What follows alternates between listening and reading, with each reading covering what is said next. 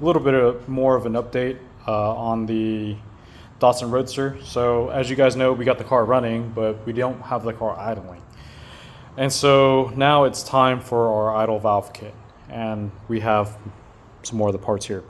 So we're using a pretty common idle valve. We're probably going to sell this complete with the kit, or at least the parts that you'll need to adapt it anyways. This is just your standard old Ford idle valve. So the way it's going to work is that we have fittings here. And so here, I do want to note something about this.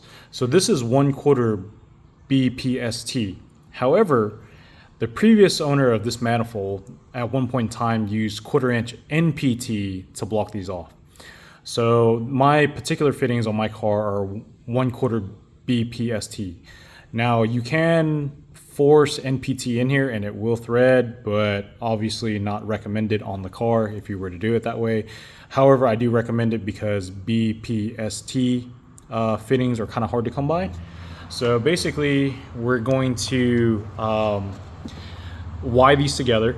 So we're going to Y these together essentially, and then it's just going to come up into one end of this hose, and the other side here is going to just go to a filter.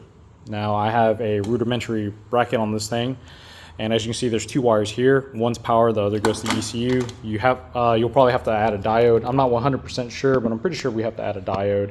More on that if we do. So, but yeah, we've got some more fittings coming in. I was super excited to get all this stuff ready, but unfortunately we didn't hit the cutoff to get the parts in today.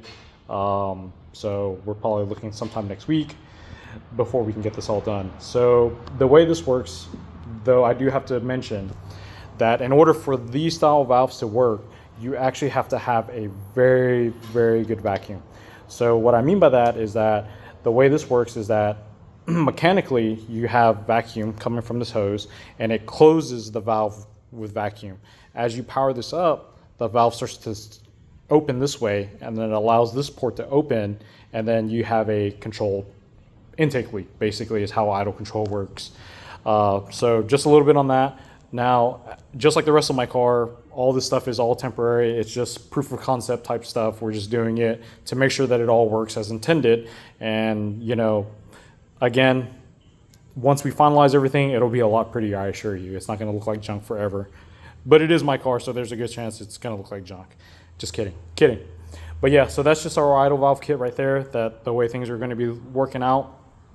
But like I said, we've got fittings on the way, and hopefully we'll get this all back together, and then we can get the car running and idling. Now, I have had a couple people ask me, like, why have we not dynoed it? Because it's really annoying to push the clutch in and the car comes to a complete stop and die.